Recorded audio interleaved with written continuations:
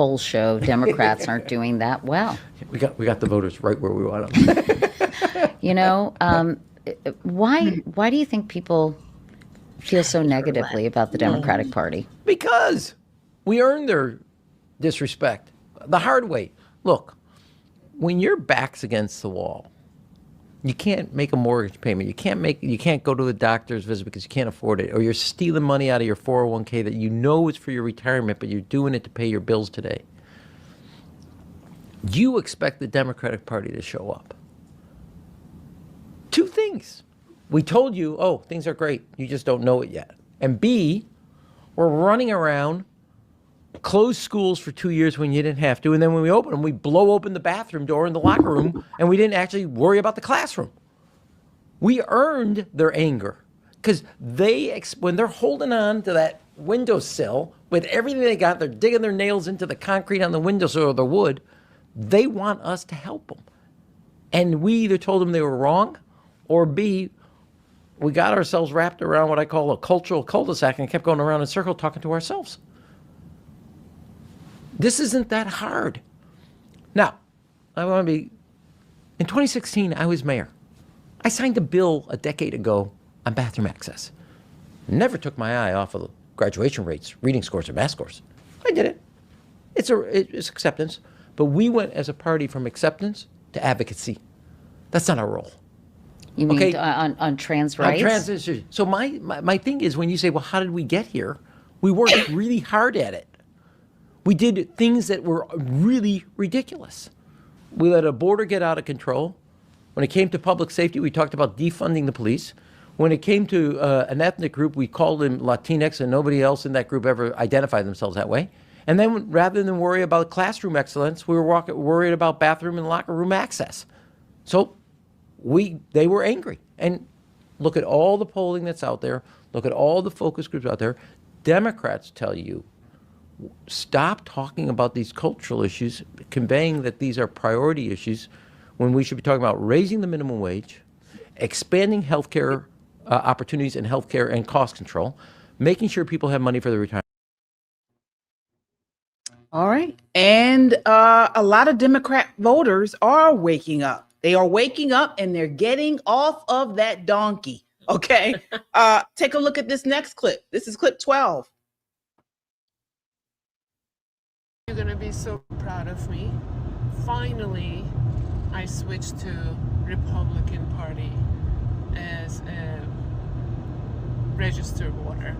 I've always been registered Democrat, but obviously you know the reasons. And I made it official. Yes. In California, I am a Republican. Yay. Nobody voted for that no more. We not voting for that. Karen tricked us. She don't get to do that twice.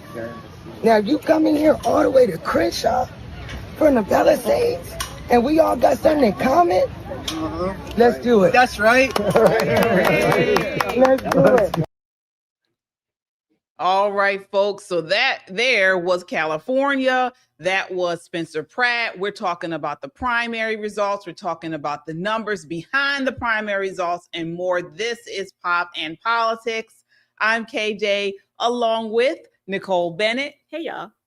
And Shelly E. Hi, everybody. All right, we got to unpack that video at the top of the show. Rahm Emanuel, that was former mayor of Chicago. There were some rumblings about him actually running for president. Nicole, what did you think about what he said on Katie Couric's show? So let's not count Rahm Emanuel short. He's the former chief of staff for the White House under Barack Obama. He's a former congressman. He is what Democrats consider a thought leader, elite person. However, he seemingly is the last moderate Democrat in this nation. I think we found a unicorn. Yeah. And his name is Rahm. 4 years ago, he was, exceedingly liberal. We couldn't even listen to him. But now listening to him, he almost sounds like a Republican. He's getting real cozy with some of these facts. Katie Couric doesn't want to hear it. As a very liberal, awful woman like the rest of them, she does not want to hear the truth. What they want to do is push that agenda. Rahm says we got to stop if we ever want to win. And he's right.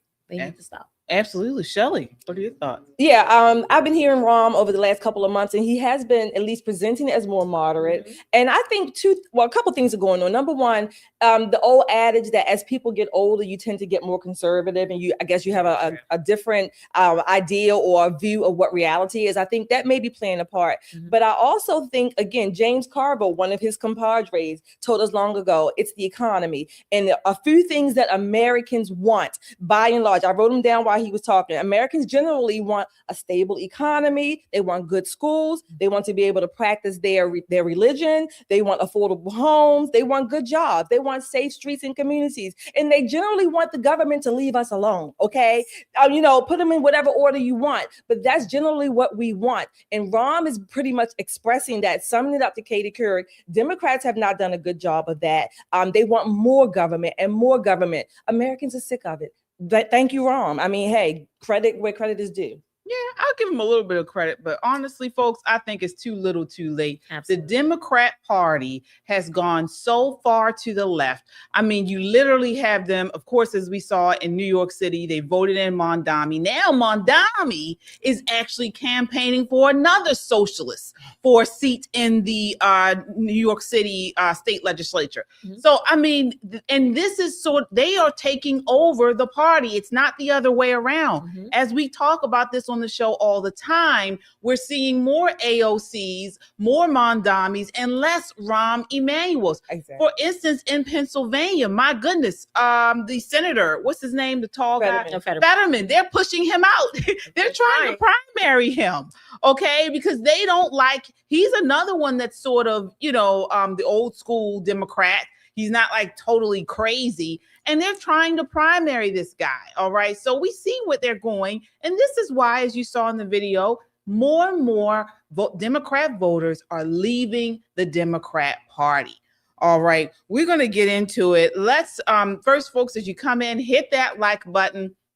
It helps to get this video out in front of a wider audience. And we appreciate your support. Like, share, and subscribe. Also, your super chats, they go a long way in keeping us online. If you are tired of the Democrat Party lies, if you are tired of people of the socialist portion of the Democrat Party, you want to get back to some normalcy, you're in the right place. Your super chats help get you there with us. And we shout you out at every super chat. So it's a great way to join the conversation. Also, we've got merch. Take a look. What's up, everybody? This is Poppin' Politics. Get your merch. Are you a Poppin' Politics fan? Are you unapologetically American? Or not black, not white American? We got it all for you right here. Get your merch. Get the classic shirt. Classic. Goes with everything, comes in a variety of colors. Smart, edgy, conservative, like us, like you. This is a great way to support the channel. Click the merch button. There is no shame in being an American. Get your shirt today and be unapologetic about it. Get your shirt, wear it, and be a proud American. You can get it all in t-shirts and hoodies. You can get it in stickers, on bags. You can get it all on our website, metroconservativemedia.com, or our YouTube page, Pop and Politics, and tag over to store. You can get your merch and show you're proud to be an American and support Pop and Politics. All right, there it is. All right, so let's get into this news. We want to talk, of course, about the primaries yesterday all over the nation, but we got to start at last night's primaries. Oh, what a night in California.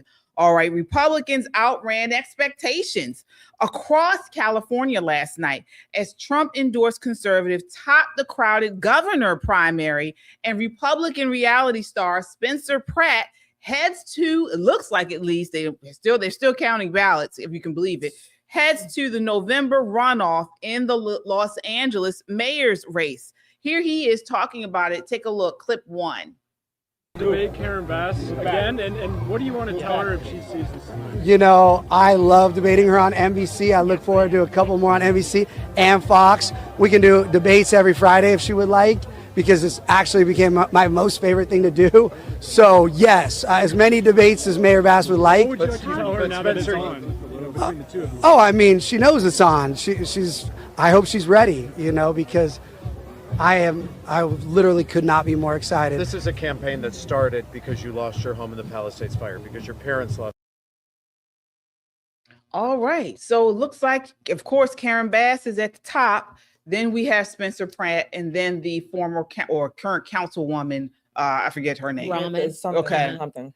Nicole, what are your thoughts on what we see in the mayoral race? It's encouraging. However, we still have 12 more days before California is finished counting, which is outrageous, absolutely outrageous. To have these candidates spend tens of millions of dollars on campaigns and they're counting ballots on their fingers and toes is just unconscionable to me. They could learn a little something from Florida. Get those ballots counted. The longer it takes, it leaves the door open for people to claim fraud, miscalculations. It leaves the door open to actual fraud and actual miscalculations. You can do better, California. Absolutely. This is insane. No advanced industrialized country should be dealing with ballots 12 days later. Take a look here. We know why this is happening. This is clip 2.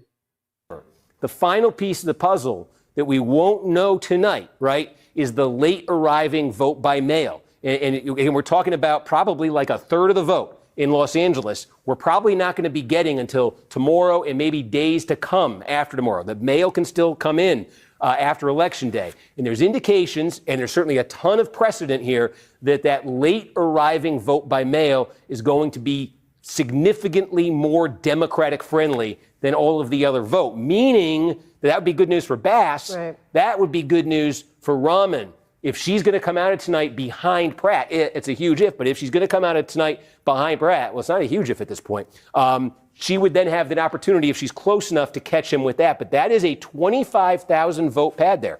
8 percentage points that Pratt has managed to build. This is ridiculous, Shelley.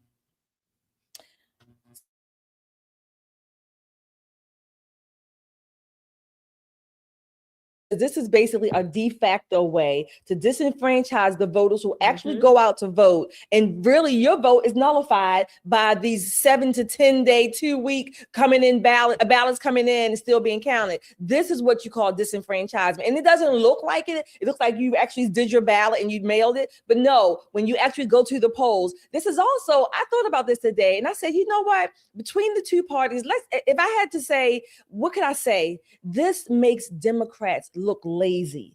And this is their party doing so. Over the years, they have developed the mindset, by and large, Democrats, that, oh, I'm going to wait for the government. The government's going to do this, the government. So now the government is going to send you your ballot and you get to mail it back through the government channels. And then they get to count it whenever it comes in. It's lazy. They have assumed that you can't even take your ass to the polling place on election day. They've made it all easy for you, basically for them to cheat and steal your vote.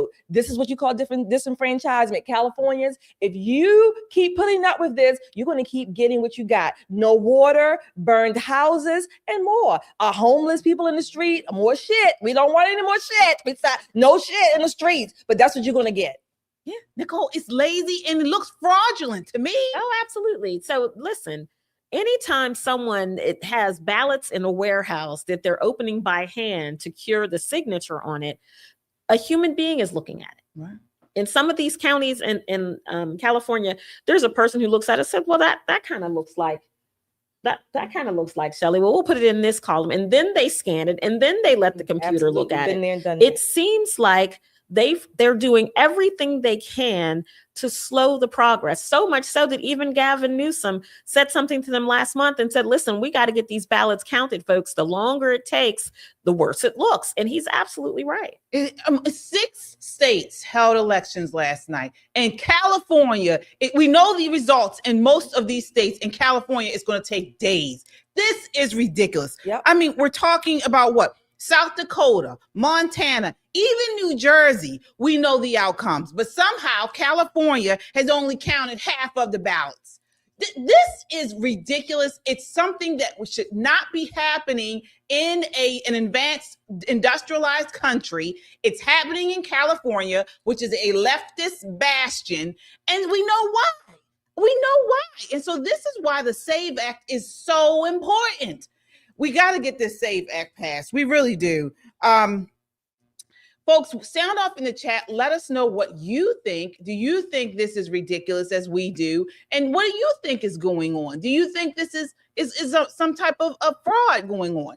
I mean, Nicole, do you really believe that this woman, Rathan, may be able to beat Spencer after these ballots are counted? Yes. If I have a warehouse full of ballots and one of my Democrat cronies is behind a few, I'm counting every single Democrat ballot. And when those Republican ballots come in, they just won't be cured. Oh, it didn't match.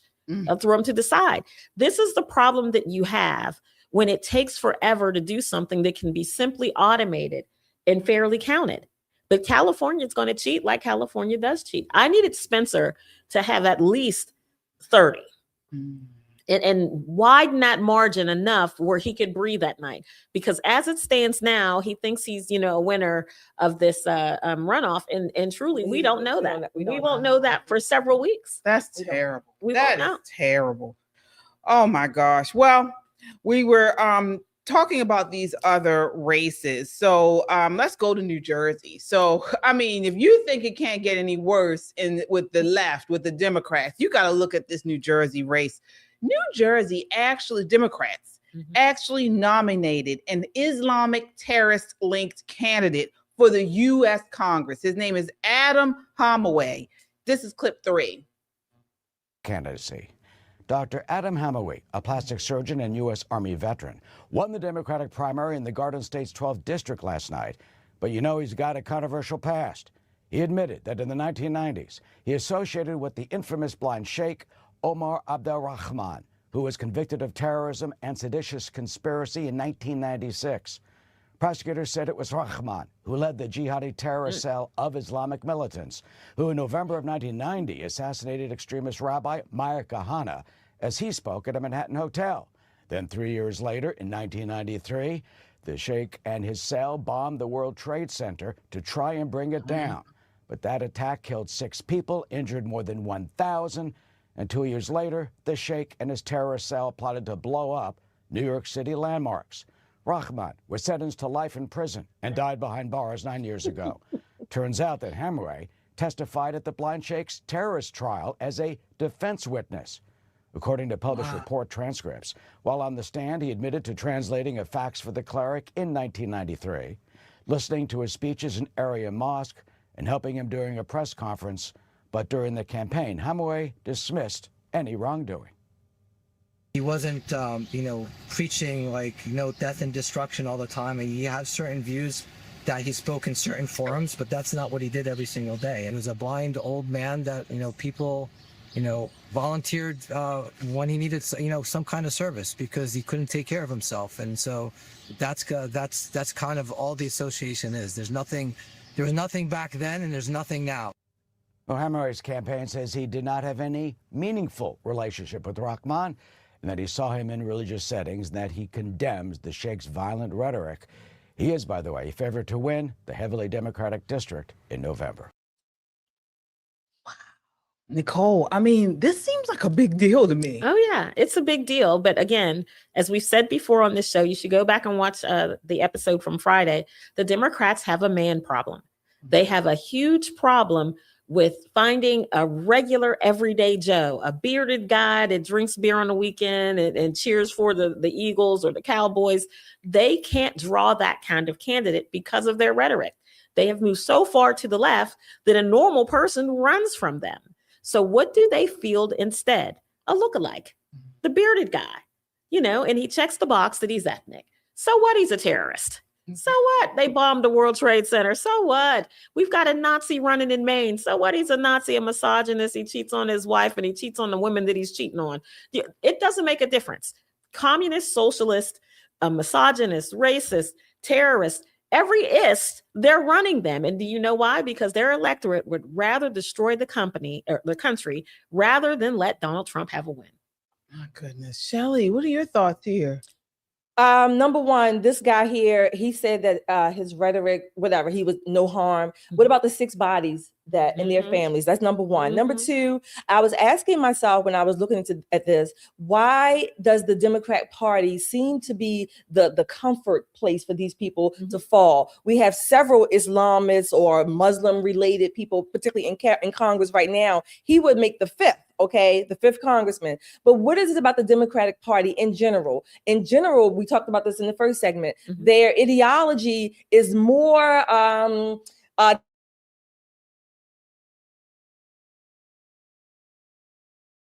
regardless, I mean, Trump, yes, he's in office, but they want to destroy America. They actually want to make America into these Islamic countries. This is the continuation, in my never to be humble opinion, of the Islamicization of America. We have Mondami, we have the Dearborn, Michigan community. We have a community, I think, in the Somalis and all those people in Minneapolis, not to mention the Rashida Tlaibs and Ilhan Omars. They are coming. I'm saying they, again, broadly, they want to destroy America. They are coming to implement their agenda, the Sharia laws and anywhere else. That's what they want to do. These people are not as innocent, if you will, as they proclaim to be. This is all a part of their facade and their disguise, if you will, to come and take over America. Yeah, absolutely. Looks like we have a super chatter here. Thank you all so much. All right, we have Mr. Gearley. Thank you for your $5. The Democrats are going to cheat over the weekend. That's how Bass won the last time. Aloha from Hawaii, Oahu. Thank you for your super chat tonight. Everybody in the chat land, you all are quiet tonight. Hit that like, share, and subscribe. Go to our website, www.metroconservativemedia.com, and you can see all the information about our shows, our merchandise, articles. Go ahead and just have fun on that site. And what else? The Discord. We have the Discord channel. There's information there as well. And let's see. Anyway, hit like, share, and subscribe. I just lost my train of thought. All right.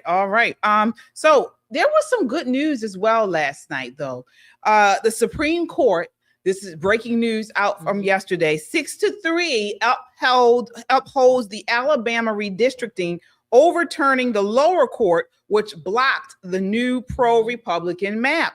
So the 6R1D map will now take effect for the 2026 midterms, with one racially drawn blue seat being removed. Is this a big deal, Nicole? It's a huge deal. This is the Supreme Court saying, we meant what we said. We said what we meant. This is exactly what they're doing, because there are a lot of states who are saying, well, we'll just ignore it. And then you can sue us. And by the time it matriculates up to the Supreme Court, the elections will be over and it won't mean a thing. So Alabama got on that emergency docket, and getting on that emergency docket, the Supreme Court said, yes, we'll hear this case. And yes, we said what we said, and we don't care if these 3 female justices don't like it. We don't care that they don't like it. Fair is fair. And I love to see it. I love to see it. And I wish more states would stand on not having racist maps. Yeah. And another thing that came out yesterday. So we have been reporting on how a lot of these leftist states, these Democrat-run states, are seeing mass exodus out of their states and into a lot of the red states. Well, one reason why is there's been a trend within red states to abolish property taxes amid state budget surpluses.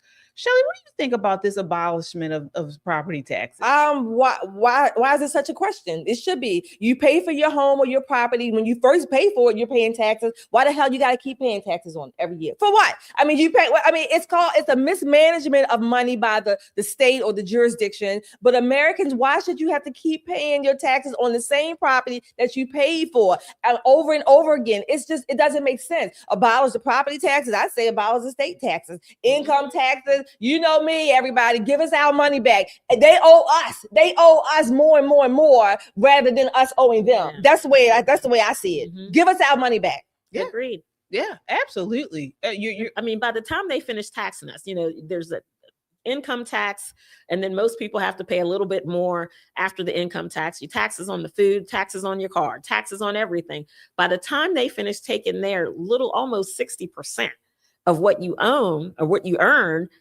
then they're going to tax the property that someday you hope to pay off. and still have to pay taxes on the property you so-called quote unquote earn.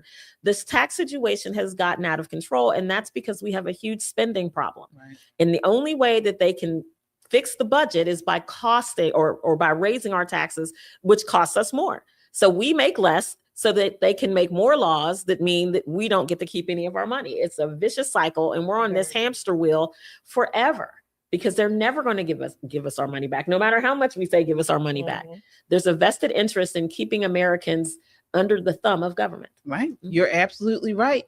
And this is what it's all about, keeping their thumbs, their boots on our necks. But the Democrats are losing control, folks. They're losing control of these states, of these areas. People are leaving them and going elsewhere. And another way they're losing control is the media bias, and they hate it. And that takes us to Scott Pelley. So, folks, I know you have been seeing all over the news today. Scott Pelley has been fired from CBS News.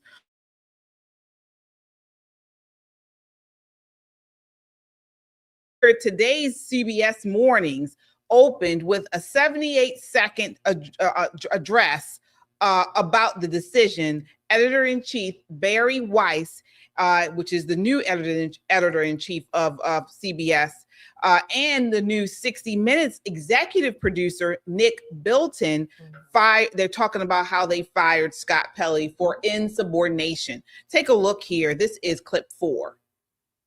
Before we get to the news this morning, we want to share with you some news about ourselves and longtime 60 Minutes correspondent Scott Pelley. On Monday, new executive producer Nick Bilton called an all-hands meeting to introduce himself to the staff. That meeting became contentious when Pelley publicly questioned the management decisions regarding the replacement of the former 60 Minutes executive producer Tanya Simon, and publicly criticized the decisions of CBS News management on the future direction of 60 Minutes. According to CBS News management, efforts were made to see if both sides could reach common ground. Pelley met with senior management of CBS News last night, and no agreement could be reached. Pelley was then informed by 60 Minutes executive producer Nick Bilton that CBS News and 60 Minutes would have to part ways with Scott. He was terminated for cause. Scott Pelley released a statement which expressed his, quote, gratitude for the men and women of CBS News who encouraged and enriched my work, very often at the risk of their own lives. Pelley went on to say, I pray for a day when those people and their ideals are honored again, a day when sanity, competence, and courage return.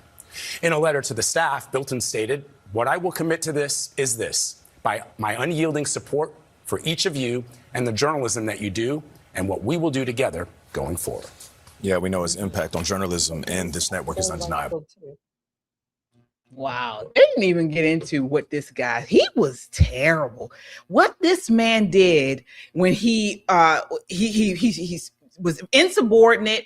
He fussed out the gentleman, the executive producer. I mean, he was nasty. Shelley, what are your thoughts on this firing? I thought, first of all, it was hilarious all around, number one. Number two, more importantly, I think it was all the way mismanaged. I think he didn't manage himself. I think the managers or the producers, whatever their titles are, Barry Weiss, Nick Bilton, I don't think they managed their team well. Okay. How so? I'll tell you why. Number one, this should not even have gotten out to the public. Whatever disputes they've had, that's number one. It should not have gotten out to the public, number one. Number two, over the last few weeks or months, people have been leaving, maybe resigning.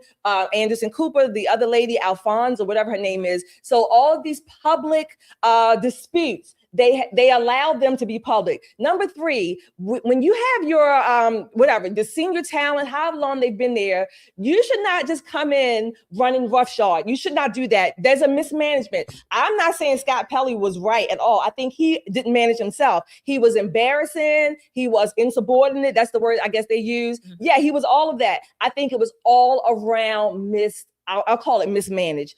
Should he have been fired? Yeah, I guess so. He was insubordinate. I guess I'm not going to say cursed out, but he was utterly, the meeting was just a total display of drama that it turned upside down. But Barry and Nick also have a part to play in that they are not managing their team well. That's just a given. They're not managing their team well, period. What are your thoughts there, Nicole? Do you agree with that? No, I think the journalists who were fired went running to the media, to their cohorts, saying, look at me, I got fired. They have been so ensconced I agree with that. So deeply, and you talk about a swamp. I'm talking about these are swamp creatures that Barry Weiss has been fishing out of the pond, and she told them right off the top what it was going to be. We're going to be fair. We're going to be honest. We're not going to put our finger on the scale anymore. And they're like, okay, the last person said that, but it's us versus you, which she and her team are showing them straight up and down. You're not us. One of us signs the check, the other one cashes the check. And I don't care if you're Scott Pelley. I don't care if you're Anderson Cooper. Pack up your politics and go to YouTube like everybody else. Now, with that said, this makes it harder for us because Scott Pelley's coming. This is why we need your super chat. Because let me tell you, Scott Pelley's going to eat us up with that multi-million-dollar budget that he's going to have. So super chat to us so we stand a fighting chance against all of these fired journalists, and they're all fired for cause. All fired for cause. Not because they didn't like them, but because they're on the wrong side of their contracts. They're either rude and subordinate. They're planting funk bombs in the office. Whatever it is that they're doing, it's enough to lose $1 million contracts. Oh yeah. Well, oh my gosh, folks. I encourage you all to read the letters that Scott Pelley wrote about his firing stuff. This guy is a narcissist. Oh, he is. He is his head is bloated. This is when I read what he wrote, it made me realize how elitist these people are. And because they're so elite, this media industrial complex, because they're so elite and they feel like they are just above everyone else, they feel like they are supposed to somehow maneuver and focus the news. And this is why we see the bias. I honestly believe they don't believe that they're biased. They believe that they're right. Okay. And you should, the one letter he wrote, and he talked about how his values are this and that. And I'm thinking, we don't care about your values. You're there to report the facts. Right. But this is what these people, this is how they feel. And I wholeheartedly disagree with your take on this, because number one, Barry Weiss and the new CEO, the gentleman, first of all, that was his first meeting. Right. And this guy just blows up at him during the first meeting. Number two, they have been cleaning house, and it's very much warranted, because we know that CBS News, particularly 60 Minutes, have been doing all types of mess. Folks, we've been talking about this. I mean, the Hunter Biden laptop moment, that was a media trust killer. When Stahl told Trump the laptop can't be verified, it showed how the legacy media treated damaging stories about Democrats as suspicious, while treating damaging stories about Trump as urgent and credible. Don't take our word for it. Talked about Catherine Herridge, CBS journalist. She said she brought this story to them with all the receipts, all the evidence, and they told her to hold it until after the election. This is clip 5. Take a look. This is 60 Minutes, and we can't put on things we can't verify. You won't put it on because it's bad for Biden. We can't put on things we can't verify. Leslie. You know what you told me a long time ago when I asked why you keep saying fake in the media? Yeah. You said to me, I say that because I need to discredit you so that when you say negative things about me, no one will believe you. I don't have to discredit you. But that's what you told me. You've discredited yourself. You told me that. Leslie, you've discredited yourself. When you say that you're not going to cover Biden, you're going to ask him what flavor ice cream he has, okay? Instead of why did Hunter get $3.5 million from Moscow? Instead of why is an energy company paying your son $183,000 a month or whatever they're paying him, and he has no experience in energy. You know, you discredit yourself. I don't have to discredit you. So this story about Hunter and his laptop, some repair shop found it. The source is Steve Bannon and Rudy Giuliani. I don't know anything about that. I just know it's a laptop, and they haven't. And you're making this. Okay, can we stop this here? I think this is the wrong clip here. That was Leslie Stahl. Right, that was Leslie Stahl. We wanted the Catherine Herridge clip. Oh, not sure if we have that. Reported that you had a phone call with Bibi Netanyahu. No, Prime no, Minister. no, forget it. Yeah. All right. Catherine Herridge is a veteran Yeah. journalist from Fox News. Love her since she Mhm. came on the scene. So she's very credible. Very credible. Very, I guess I would say fact-based. She wants to present the facts. She wants to keep her opinion out of the facts in the news there. So yeah. So I mean, I would trust where her reporting in a heartbeat. Yeah, but this is what we're talking about. So Barry Weiss and the whole new management, they're going in. They're trying to get this CBS back to being unbiased. All right. It's not just the Hunter Biden laptop. It was the Russia collusion stuff. Right. That was critical hypocrisy. The Steele dossier and Russia collusion narrative were elevated, and the Hunter laptop was dismissed. I mean, I have a whole list of stuff they did. The border coverage, which exposed the double standard. What about the Kamala interview? Exactly. Right. They took all the word salad out and just left the ranch dressing. I mean, it was ridiculous.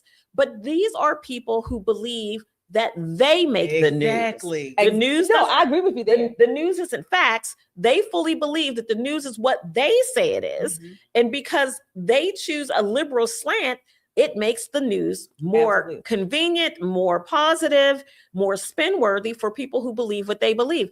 And after decades, especially Scott Pelley, because he wasn't like that when he first started. That's what I was thinking. He was not that way when he first Yeah. started. But once you get that fat contract and they start treating you like you're a small god in the office, and Scott said this and Pelley this, and he's out at all of these awards and with the helmet on and all of that kind of thing. He earns a little bit of street cred for doing that, but not enough cred to change the news to fit his own narrative. I agree. And I'm not advocating that at all. I agree.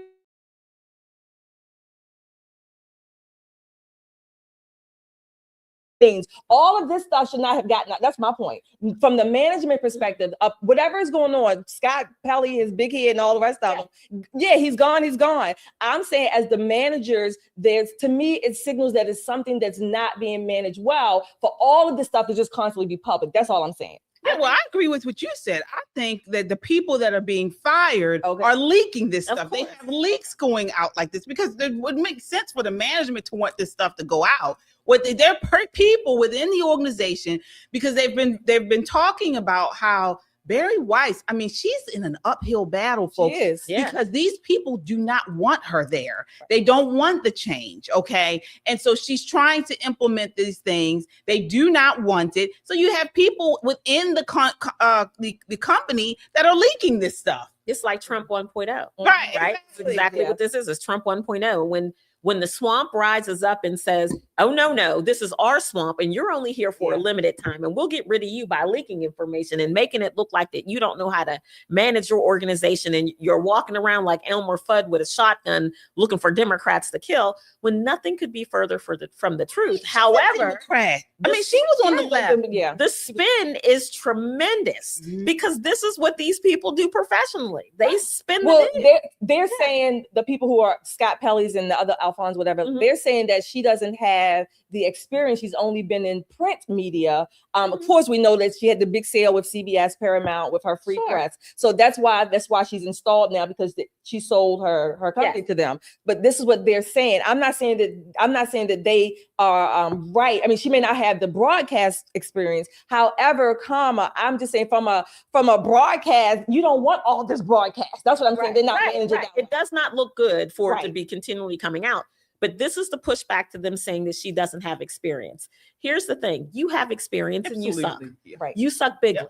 I mean, you suck and swallow at this point. We need you gone. We need you on up out of here, because you are causing problems where America already has problems. We don't need any new problems, but getting these swamp creatures out of the swamp to get the mainstream media back to being something that American people can trust is going to be an uphill battle for every single leader of broadcast media. Absolutely. Every single one. But I mean, when we think about it historically, it's particularly, let's look at CBS News. They started out by after World War I. We know that they started putting out these propaganda news stations like CBS because they wanted to change the direction or the what people thought about World War I. All right. And then it came Vietnam, you know, with Walter Cronkite. He was a huge, reason why we got out of Vietnam. Right. Because he was starting to, you know, say this war isn't right. You know, planted things the like seed, this. watered the seed. Exactly. Right. Well, Started then having they saw camera footage. right. Yeah. Well, not so much. Then we found, of course, that the CIA was feeding CBS News, particularly propaganda. So the CBS has long been a propaganda tool for the government and institutions to push and sway the public towards where we want to go. This is why they hate independent media like us. Okay. At least we come out and say we're conservative. Okay. The idea that they come out and say they are, you know, have no bias, you know, they are nonpartisan it's just laughable. So your point, what you just said, I want to just back that up a little bit. You said, again, the CIA was feeding propaganda, right? So this is what the media is for. The media should not be for a government or party either way. It should be, I guess I'll say fair, down the middle, whatever the word is you want, neutral, if you will. So it shouldn't matter who's in the government. The government, they should not be relying on the propaganda fed to it by whoever is running the government. The media is supposed to be really not anti-government in the sense of overthrowing it, but it should be an opposition to, if you will, to the government. It should not just take everything the government says at face value, regardless of the party, whoever the person is. So the media has lost its way. And I think the public and, well, certainly the media, I don't even think largely the media knows what neutral or fair and balanced is anymore. You know, everybody brings their biases and their prejudices to their work. Right? Exactly. So asking them to be neutral is going to be hard because everybody has something, right? You know, with that said, though, here's where the media lost its way when it started being pro-government instead of pro-people. Right. Absolutely. Right? We need our broadcast media, the media that we pay for. It shouldn't be pro-government necessarily. Should be pro-people. Exactly. It should be pro-American people, not pro-Republican people, not pro-Democrat people. That's what we have independent media for. When you pull up Poppin' Politics, it says we're a news program and it says smart, edgy, and conservative. So don't get it twisted. There's no reason for you to log in if you're, you know, a furry and you're sitting at home in your mom's basement wondering why these 3 black women are screaming at you for being a bum. You know what it is off the top. But on broadcast media, mainstream media, we expect them to represent the American people, and they do not. Absolutely. Folks, sound off in the chat and let us know what you think.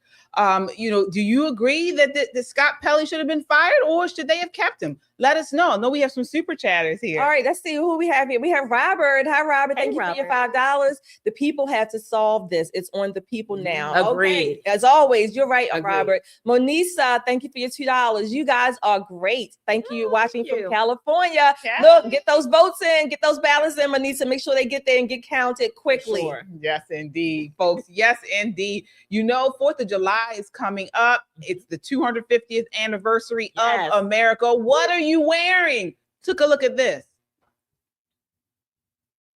What's up, everybody? This is Poppin' Politics. Get your merch. Are you a Poppin' Politics fan? Are you unapologetically American? Or not black, not white American? We got it all for you right here. Get your merch. Get the classic shirt.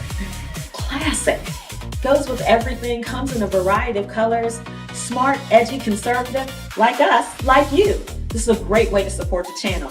Click the merch button. There is no shame in being an American. Get your shirt today and be unapologetic about it. Get your shirt, wear it, and be a proud American. You can get it all in t-shirts and hoodies. You can get it in stickers, on bags. You can get it all on our website, metroconservativemedia.com, or our YouTube page, Pop and Politics, and tag over to store. You can get your merch and show you're proud to be an American and support Pop and Politics. What are you waiting for? What you're waiting for is for the A250 t-shirts that we have. Let me tell you. But you don't have to wait. Yeah. Father's Day is quickly upon us.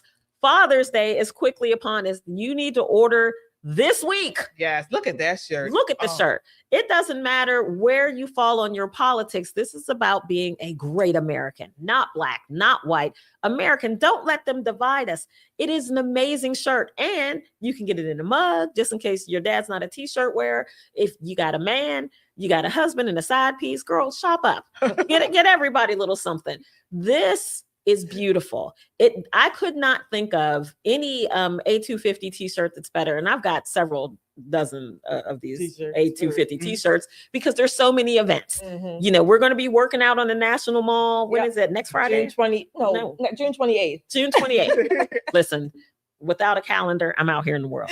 But June 28th, we're going to be working out in front of the National Mall, in front of the Lincoln Memorial. Join us. You'll find the information in our Discord channel. But you need to get your A250 stuff now, because you'll be the only one showing up to an event in a regular polo looking like nobody loves you. So get you some merch now so you can blend in with us and represent pop and politics in the Metro Conservative Media family and be a great American. Absolutely. Absolutely. Speaking of great Americans, we got to talk about President Trump. Folks, once again, he pushed back against the naysayers, all the people who said, oh, President Trump is Putin's puppet, Netanyahu's puppet, and all this type of crap. Well, he told you. Take a look here. This is clip 6. Just reported that you had a phone call with Bibi Netanyahu, the Prime Minister of Israel, in which you were angry with him. You said, are you effing crazy? What are you effing doing? I helped you stay out of jail. Is that true? Did you speak to him in those terms? I did. I wouldn't say angry. I was a little bit perturbed at his constantly fighting with Lebanon. You know, at some point I said, Bibi, we got to stop this. We got to stop it. But I have a very good relationship. We've done well together. He always says, we could never have done it, but everybody knows that we could have never done it without the United States. But I've worked very well together. I like Bibi a lot, and I've worked very well with him. We had I'm a wartime president. He's a wartime prime minister, very important part of the world.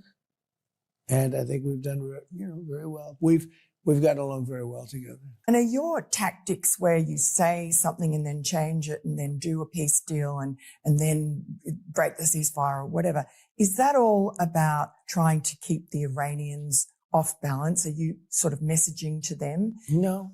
Because people at home sometimes I hear that they feel anxious and confused. That's good. That's good. If they're confused and the Iranians are confused. What's he supposed to say? Yes. Oh, I'm just doing this to scare the Iranians. What is he? I don't understand some of these questions. He is playing chess, folks. This is what he's doing. All right.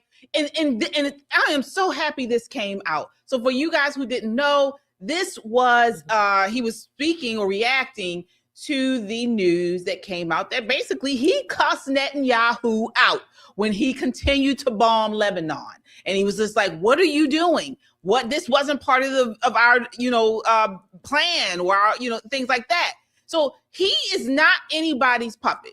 Shelley, what are your thoughts on this? Well, I'm going to say cue the neocons because I guess Trump is now the anti-Semite. Right. I mean, I'm just waiting for those calls to come out that Trump is now the anti-Semitic. He's anti-Semitic. He doesn't support Israel, all this stuff. Number one. Number two, I think I'm glad he spoke on it. I'm so glad he spoke on it because, again, I said a couple months ago when the Iran war first started, at some point we as Americans, we need to understand and take back. Yes, we are allies with Israel. They are our best friend, if you will, in the world. But at some point, let's just say out of 20 points, we may not agree on all 20, maybe 18 of them. But those other 2 we may have to diverge on. And I think this is one of those moments, if you will. There's some points we're going to diverge on because America is first. That's what I say, in my never be humble opinion. Yeah, I want you to ask you, Nicole, specifically what happened in this clip. And how people have been saying that President Trump is Netanyahu's puppet when he clearly isn't. Well, he's no one's puppet. And one of the things that after that leak that came out and then, went viral that, Trump is cussing Netanyahu out and him and Bibi are falling out. One thing that the American people have to remember about this American president is that he's a grown man. You hear me? He moves with man energy.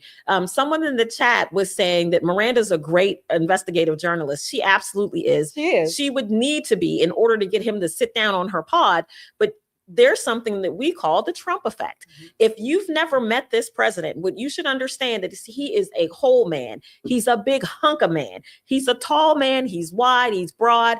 And he walks in with a certain energy that alpha men bring with them when they come into the room. Yes, yes. So when he comes into the room, he kind of sucks all the oxygen out of the room. And then once you calm down, he's incredibly charming. Right. It's almost disarming how charming this man is. He's incredibly charming. When he's speaking to her, you see him sitting forward in his chair. He's looking at her in her face, and she's like, uh-oh. Right? I'm not asking him any really tough questions. Mr. President this, Mr. President that. That is the same effect that he has, not only on women, but on men, even foreign dignitaries. You see how he's received around the world? Right. Compare that to Biden. They barely got him off the plane. Trump's got ticker tape parades and cheerleaders and little Chinese children marching in formation. There's a reason for that. That Trump effect is something else. Yeah, and I guess she had to ask that, but to me, it's just like, what do we expect him to say? If you are saying certain things as a negotiating tactic, what are you supposed to say? What y'all laughing at? But Nicole was laughing at Momo. I was laughing at when you said how he comes to the room. I'm thinking about that conference he did in Europe when he just pushed that dignitary out the way. Like, get out of my way, you little tiny man. Right? Yes, I remember that. Yeah, but that's who he is. Even when you're at the White House to see the president, there's something about him when he comes to the podium. And believe me, these White House events are filled with powerful people. Make no mistake. But when he comes out to the podium, quite literally, you can feel a shift in the atmosphere. So there's something that, again, like we call the Trump effect. But what I really want people to know is that he's not anybody's puppet. He'll listen because that's a part of the art of the deal. If you've read the book, listening is 90% of the game, figuring out what the other team wants. But you do get to a point where you've worked the deal, you think the deal's, going great, and then one of your partners does something foolish. You think he's going to sit back on his hands and say, oh, well, BB, let it go? No, he's going to cuss him the hell out. And he's done it. But I'm just upset. I'm upset because I'm sick of these woke right, that we've heard of. I mean, good Lord, Megyn Kelly just went on a rant about this. Yeah. Who else? Candace Owens, of course, Tucker Carlson. Talking about how President Trump is no longer America first. Right. He's for Israel and all this type. He's bought by Israel. Well, no, that's not the case. And they say these things and they never provide any evidence. Nope. They never provide any evidence or context. One thing you can say about President Trump, whether you love him or you hate him, he really stayed the same. I mean, he has stayed the same since he came down that escalator, since he ran for office, good or bad, all right, or in between. He has remained the same. He has done the same things. He's still going to go crazy on social media. He's still talking about people in the media. I mean, the list goes on. Right. So that's who he is, and he makes no apologies for that. Exactly. And would we want him to? Would we want to go back to the Joe Biden days? Right. We want to go back to those days when Barack Obama was flying around the world making apologies for the American people. Well, let's talk about that. We're going to get into that next because that goes into Rubio. Okay. So Marco Rubio, I mean, he really laid into the testimony today on Capitol Hill. And in this next clip, he's going at it with Cory Booker over Iran. Take a look here. This is clip 7. The conclusion I have, and my time's expired, is that the Strait of Hormuz was open before this unjustified war. We're now scrambling to try to find a way to get it back opened again. Not only is it causing economic havoc to our country and to residents all around this nation, families trying to make ends meet, but you see on top of that, the Iranians finding ways to leverage that, as we allowed them to do with the Chinese for tens of billions of dollars. And so my point is, before we even get to a nuclear negotiation, this regime is getting money to rebuild, purchase more drones, cause more havoc. And this is before we're even trying to get back to. But I apologize. I don't understand how they're getting this. What revenue are you referring to? Well, there's two sources of revenue we're seeing. One is the revenue from the Chinese, that's factually documented. And number two, the revenue that you're proposing that they should receive by releasing all of their highly enriched uranium, as well as in making a commitment about their enrichment capacities. Yeah. Hold on. And that was the exact deal that you guys vilified, that the president and you vilified President Obama from having. Yeah. No, So I here don't we think those have are a not the same. worse situation where Those are not the same our deals. adversary and our enemy, who's causing havoc in the region, who is funding proxies and terrorists, has discovered, thanks to you all, the power of shutting down the Strait of Hormuz. No, they didn't which discover. is They all- knew that a long time ago, and they've done it before. Clearly, we all knew that a long time ago. That's why this And they intended to do this at ill-conceived some point war in the should have future never as well. happened. Yeah, but Can we pause it for just a second? In a stronger negotiating position. So, folks, I just want to make sure you understand what's going on here. And this, firstly, I thought was a very good exchange on both parts.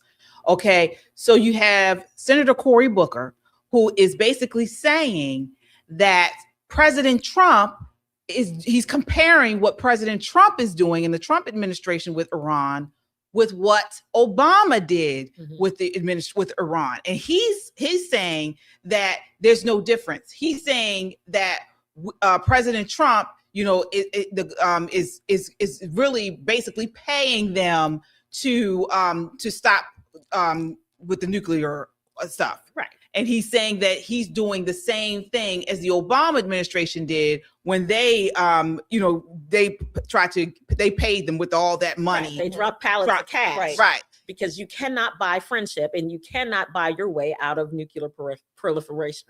You cannot. Right. And Marco's going to get to that point exactly very quickly. So yeah. So let's take a look here. We are the strongest nation on the planet Earth, and we're in a stalemate with Iran.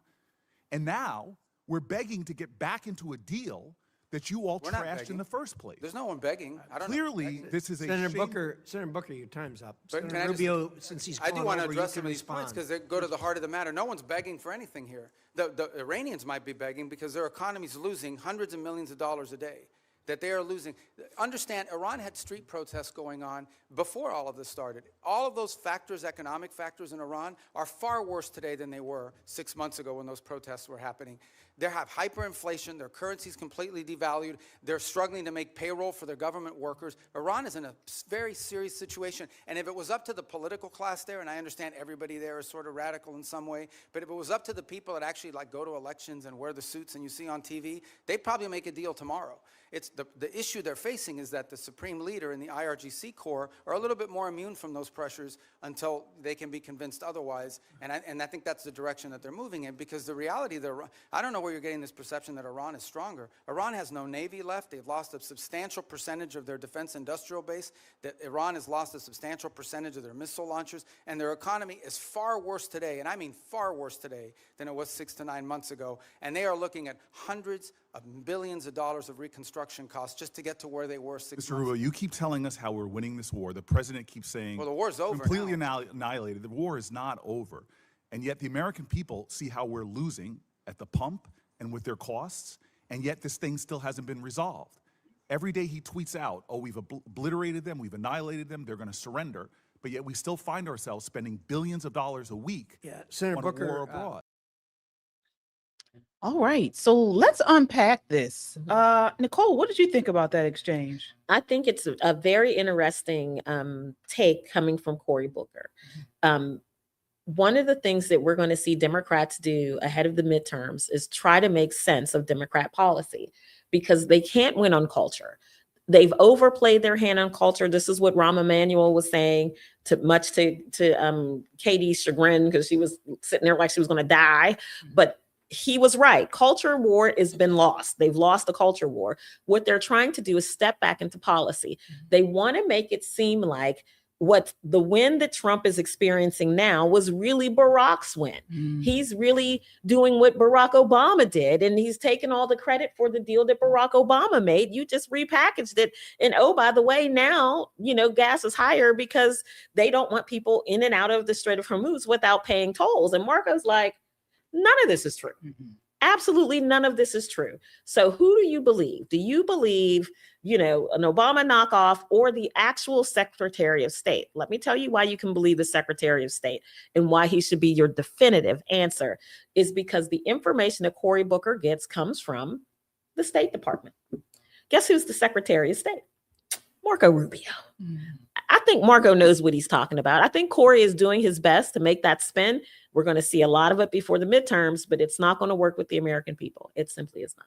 Shelley, what are your thoughts there? I actually think this is a conversation that needs to happen. I do. I think the questions or some of the points that Cory Booker was raising, I think he's obligated to do that for the American people. He's a congressman. Number two, Marco Rubio has to provide the answers, and I think he's doing a good job of that. I think number three, for the American public at large, I think there is still some confusion or misunderstanding about what is included in this tentative or tenuous agreement. Part of the part they were talking about as far as the Barack Obama situation, when those pallets of cash were given, this is slightly different in that the point Marco was making is that Iran is in a weaker economics place. So therefore, when Obama gave those pallets of cash, there was no weak economy. So they used that money to build their nuclear arms. Whereas now the hope, if you will, is that Iran will have to use any kind of exchanges for the benefit of their economy and their people to build back up the economy,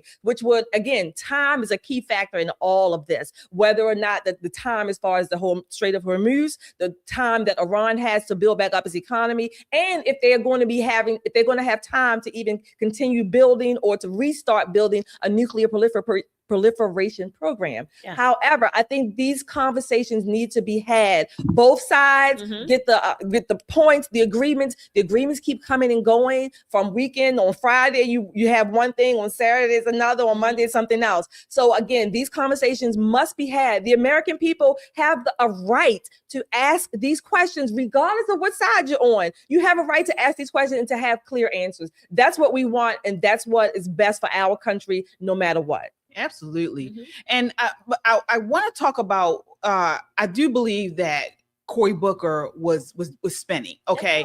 And one of the reasons why is there's a huge difference between the two plans. So in the Barack Obama administration's plan, they were talking about delaying Iran's nuclear proliferation. President Trump, and this is why it's becoming so difficult, he is saying it's an end to it. All right. There should be zero enrichment on Iranian soil, period. All right. We don't want to have to go back to this. And so this is why, and as you mentioned, Shelley, we've seen how they have, pretty much decimated the Navy. They've decimated many of the infrastructure and things like that. And then he wants to make sure they have zero opportunity to enrich. Okay. Under Obama, they allowed Iran to keep enriching uranium, capped it at 3.67%. All right. Then the stockpile was limited to 300 kilograms. Okay. Under this Trump proposal, he aims for zero enrichment. All right. He demands that Iran hand over or destroy its highly enriched stockpile. Okay. And then he says no sunsets. So permanent constraints, regional consortium model, no nuclear weapons commitment, verifiable elimination of paths. He wants it to be periodic verification that they are not trying to create another nuclear weapon. So, folks, we got to make sure we understand that in the end of the day, Trump's plan is much stronger. All right. And it's going to protect generations to come. We don't want to be here again. We don't want to have to go back to war. But, one of the things that I think gets missed in this conversation, and, Marco was being very gentlemanly when speaking to Cory Booker, and Cory Booker was, reasonably decent in his speech that he gave. But what happened to those pallets of cash? What happened to those pallets? They're called the Houthis, right? The terror organizations got American money to terrorize not only Americans, but the rest of the world. There has to be an answer for that. So this really breaks down, if we're going to look at it in a very colloquial sense, it breaks down to, how do you deal with the bully? Do you just give him your lunch money and commit to giving him your lunch money for the rest of the school year so he doesn't bother you, but he's still going to bother you, right? Or do you punch him in his damn mouth and take his lunch money? This is what we're talking about. Two different views of how to solve the Iranian problem. It's hard to solve a problem when you refuse to call it a problem. What I was encouraged from hearing from Cory Booker is that now at least Democrats call it a problem. So there's been a little bit of forward momentum on this conversation. This is what they're supposed to do. This is what senators are supposed to do. They're supposed to be the thoughtful people, the people that look beyond the spin, although he was spinning like a top, to sit there and say, okay, let me ask you this question, and it's a legitimate question, and the Secretary of State gives him a legitimate answer. They don't have to agree, but I agree with you, Shelley, that there has to be some give and take so that the American people can glean something instead of these, TikTok moments where people screaming at each other. Absolutely. Folks, sound off in the chat and let us know what you think about this. Which perspective or how would you handle this? It was a great analogy, Nicole, for the bully. Are you the type that's going to, let the bully take your lunch or try to negotiate some way where they can have a little bit of your lunch and hopefully that will, please them for at least a little bit of time, or you're going to punch the bully? Let us know, sound off. Let us know what you think. And we'll check out these super chats. All right. Moving right along, we got to talk about the American rock band Black Crowes. All right. I'm not sure if you all are familiar with this rock band, but they were triggered recently at a concert after the crowd started chanting USA during the show. Take a look at how they reacted. This is clip 8. Some of us have real faith. And for those of you booing us, some of us are not afraid. And we most assuredly are not ignorant. So, thank you. What are you telling Chris?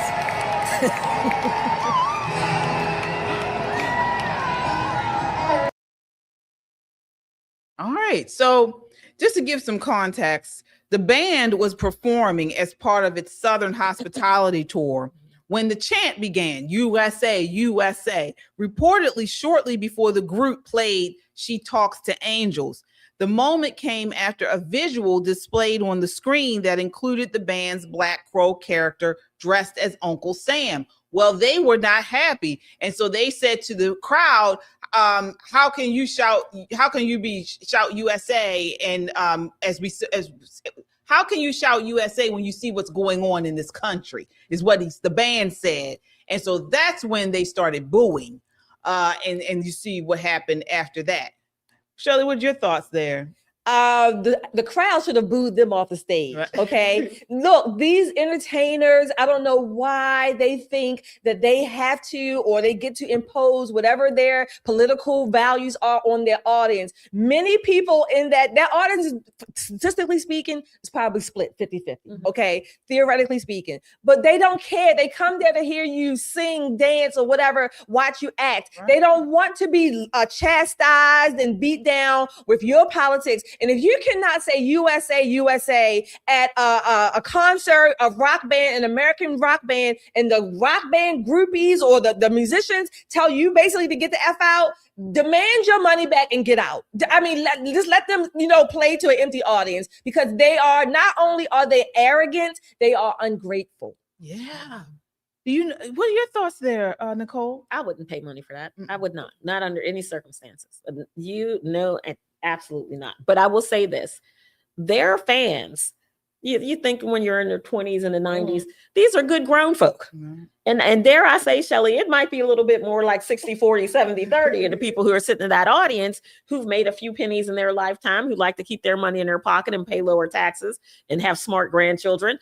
Yeah, you may be in a room full of patriots who spent good money to come and hear you play these old songs from the 90s. You talking about cut your nose off in spite of your face. Exactly. They haven't had a hit in anything. I mean, if your last hit is in a century that started in 19, you should be lucky that anybody showed up. Don't kill yourself trying to be political. Do not do it. You're a musician. Play your guitar, sing your song, collect your check. Keep it nice and breezy. Yeah, absolutely. I am so sick of these people doing this. I really am. I am so sick of giving my money to artists, to vendors, to companies that hate us. They hate us. And like you mentioned, Shelly, we want good products. We want to, have a good time at your concert. We want to go places where we like to eat. And, if you're a cook or if it's a restaurant, we don't need or care about your politics. And honestly, you shouldn't care about ours. Absolutely. You're there to provide something for the public. But these people, they hate us. They hate conservatives, and they just can't help themselves. And honestly, I'm just it's making me bitter. It really is. It's making me not want to spend my money with anybody who doesn't agree with me politically, because they hate us. The thing is that there was a time when we didn't necessarily know. And wait, we did not know. I didn't know when I go to, I don't know, Nordstrom's or to the movie theater. I didn't know what the political leanings were of the popcorn lady or the dresser. I mean, the cashier. Right. No one knew, and we didn't need to know. When we saw, if we happened to see each other out on the street, maybe in church, we could see each other, and it was okay. Yeah. No one knew. Most of the people, well, I'll say this, on the conservative side, we as much politically leaning as we may be, we don't necessarily just wear our politics as our all in all and be all. It's not. Listen, no one cares. Right. Let's just do that. If I'm at a restaurant, we're sitting at Ruth Chris, we're ordering, and somebody comes over and they've got, let's say, a Kamala sticker on their car or something. I might look at their car and go, what a dumbass. Yeah. I'm not going, I will never eat Ruth Chris again. Democrats. We have gotten to such a polarized place as a nation that it impacts what makes this nation great, which is our capitalism system, right? KJ just said it out of her own mouth. She is getting to a point where she's only going to spend her money in certain areas. Democrats have been there. That means we only gonna be eating beef jerkies, shooting guns, wearing some boots, and I don't know what else. I mean, I don't want to, but just like you all said, I mean, and I've been in this. You guys know we talked about this on the show. I don't like spending my hard-earned money on people who hate me, who have a disdain for me just because I voted for President Trump, just because I'm pro-life. Right. I don't. It really upsets me to spend my money to patronize businesses that really, hate me. And, they send out messages that are political, like, oh, I hate MAGA, or we don't. We don't serve MAGA. Because I work too hard. Absolutely. Absolutely. So I will sound off in the chat. Let us know what you all think about this. We have some super chatters. All right, we do. I saw a few come through here. Oh, Kung Fu CJ, you joined us tonight. Thank you. Hello, family. Let's chat. Let's get it. All right. Thank you, Kung Fu CJ. Liberty girl, thank you, Liberty. Where have you been? Thank you for your $20. I don't think we should give Iran any money under the current government. Absolutely. I have zero trust that it will go to the people of Iran. Right. All right, so yeah, we talked about that. Maybe it wasn't about a month ago or so when the quote unquote war was really cranking up. If you go back and look at that episode where we talked about where we would be when this thing was coming to an end, you will see exactly what we said. It would be this. When is enough enough? When do we draw the line?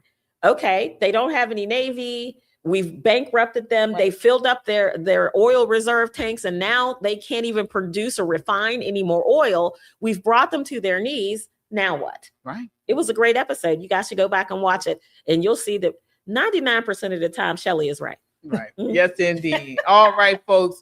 So moving right along, folks. And again, as you come in, hit that like button. It helps to get this video out in front of a wider audience, and we appreciate the support. That tells YouTube to push this video out to more people. So we need that, folks. Again, we are independent. We're not, we don't have anybody, backing us up. We don't have any of that. We are independent, and we need your help.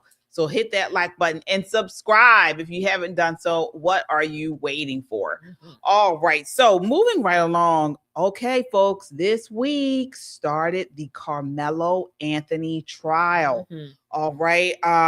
And as you all know, you got tomorrow night Tomorrow night debuts The Right Verdict. The Right Verdict. That is where we all, you go, definitely, if you haven't done so already, go over to that YouTube channel at The Right Verdict, where we are talking about all the viral cases, all of the trending body cam video, anything like that. We're going to break it down. We're going to provide you with our solid analysis and commentary on these cases. And as you all have been waiting, our first case is Carmelo Anthony. All right, just to give you some background, take a look. This is clip 9. Tomorrow is jury selection, and opening arguments for this trial are not until Thursday if the jury can be selected on time. Now, to give you guys an idea of what has already happened so far, this morning you had somebody who was kicked out of the courthouse for trying to film potential jurors, and you already had protesters here on behalf of both Austin Metcalf and Carmelo Anthony, with the protesters for Carmelo Anthony coming out in greater numbers. Now, some quick pointers on this trial. What is not being discussed is whether or not Carmelo Anthony actually murdered Austin Metcalf. He has already admitted to that, stating that he acted in self-defense. But what is being debated is whether or not Carmelo Anthony acted in self-defense or whether he committed murder. Now, interesting caveat as well, because Carmelo Anthony was only 17 years old when the killing occurred, he is ineligible for the death penalty. So even if he is found guilty, the maximum sentence that he's going to get is life in prison. Now, Carmelo Anthony is already facing a first-degree murder charge and was initially held on a $1 million bond that he did petition to get reduced to $250,000. He cited financial difficulties, and a Collin County judge ended up reducing that for him. So he has since been on house arrest and out on bond after being issued that. Now, a lot of the controversy in this case did surround the GoFundMe that was created by Carmelo Anthony's family. Now, the family raised over $500,000, and it was found out that they were living in a home that was almost $1 million. A neighbor alleged that they had bought a new vehicle, and a family spokesperson stated that they were going to be utilizing these funds for security, legal defense, and also for the fight against white supremacy, stating that the criticism, the harassment, and threats that Carmelo Anthony were receiving after the stabbing incident were a direct result of white supremacy and racism in the nation. Now, simultaneously, the Metcalf family was also dealing with quite a bit of harassment and threats as well, and they were swatted 3 separate times. Just to give you guys a reminder of what happened in the lead up to this case. All right, so tomorrow night we go deeper. All right, we're going to break down the Texas law and what it actually says, what the prosecution must prove, what the defense will argue, and the one question a jury will have to answer: was this self-defense or unlawful escalation? All right. But Nicole, then there's the cultural implications. Absolutely. We are going to take a deep dive into the cultural implications of this case. Will this be this generation's O.J. Simpson trial? The teams have lined up on both sides. What will the media do? What will the spin be? Because Americans can't see this trial for themselves. No cameras, no recording. How will that impact what the media says about this trial? And will blind justice prevail, or will this be a case where justice is peaking? Will color play a role? Right. And talk about cultural implications. We're also going to dabble a little bit in this. Was it Mr. Child? Mr. Child, yes, because let me tell you, there are some that this Rick Child acquittal has some black people screaming that we don't get justice. There's injustice in this whole thing. A dead 14-year-old who allegedly brandished a handgun. We don't know how this is going to impact that case. It is going to be very interesting to watch this cultural phenomenon play out. Absolutely. And talk about the culture. There were protesters outside the courthouse demonstrating today. This is clip 10.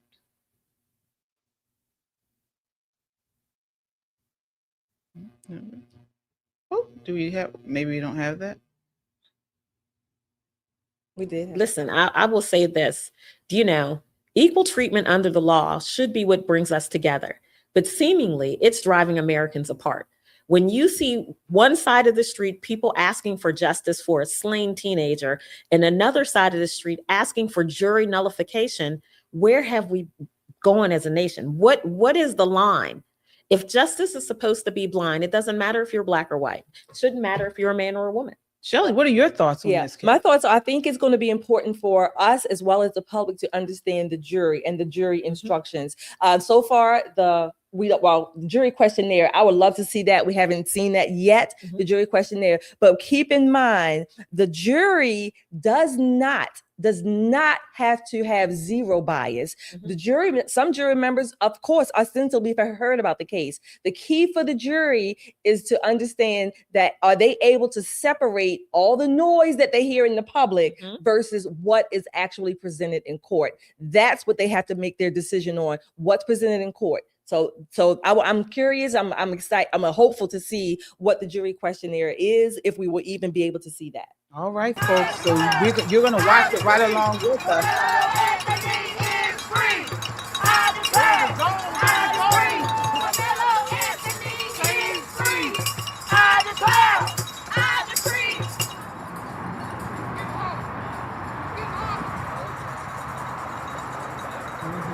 All right. So, you guys are going to watch this right along with us tomorrow at 10 o'clock p.m. Please go on over there to @TheRightVerdict. We're going to be breaking it all down. This is the beginning of many cases. In this case, because we're going to follow this case to the very end. So you want to be here at the beginning when we started. That's @TheRightVerdict tomorrow night, 10 p.m. our new YouTube channel. You do not want to miss it. This is going to be something like you haven't seen. All right. So we have some super chatters there. Yes, we do. Keep them coming. All right. We have Gloria. Yeah, thank you. Gloria so much. says she's torn between being prayerful, hopeful, and positive, and being fearful from cheating, accountability, and communism. I can't believe this is our America. I think we're all right there with you, Gloria. That sums it up a lot. That sums up that feeling, that kind of like, like conflict within your soul, within your spirit. But everybody else, thank you, Gloria, again. Hit that like, share, and subscribe. Please hit it right now. You know it. And not only that, go over to Just the Guys, go over to Christian Conservative, you're here at Poppin' Politics. And now you also get to go over to @TheRightVerdict. Hit that like, share, and subscribe right now. Hit the notification bell so that you will know when we go live tomorrow, 10 p.m. Eastern Time, for our deep dive into the Carmelo Anthony case. Listen and join. Become a subscriber, because we're going to need you in our jury pool. Yeah, that's our membership. That's our membership jury pool. And maybe we need a jury foreman. Can keep the Come jury to together. Yeah, X-Files, scrapping. And we need a shirt that says "Order in the Court." Absolutely. So this is going to be a labor of love, ladies and gentlemen. We love us some really juicy details, and we're bringing the receipts, the culture, we're bringing the facts, and this is not going to be the only case we cover. This is going to be great. I want to talk real quick. I'm sorry, LJ 8 up there. LJ says, to claim self-defense, you must be the innocent party, in quotes. He was trespassing. Well, LJ, we're going to talk about that as this case goes on. Remember, the case is determined on what's presented in court, not the court of public opinion. At least that is what the law allows. All right. Well, that does it for us tonight, folks. Thank you all so much for watching. We'll see you tomorrow night. We'll be back here tomorrow night. You can hop on with Christian Conservative with me at 9, and then go right on to The Right Verdict at 10 p.m.